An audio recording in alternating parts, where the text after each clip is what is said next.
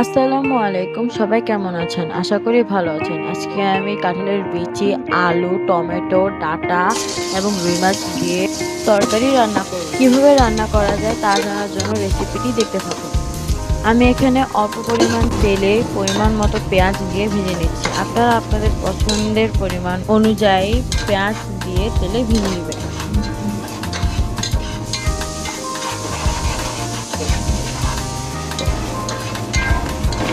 পেঁয়াজগুলো সুন্দর brown colour হয়ে গেলে আমি এখানে মশলা কষানোর জন্য পরিমাণ মতো পানি দিয়ে দিব।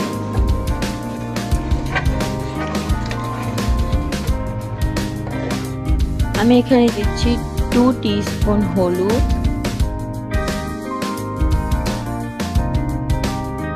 2 টিস্পুন ধনিয়া গুঁড়ো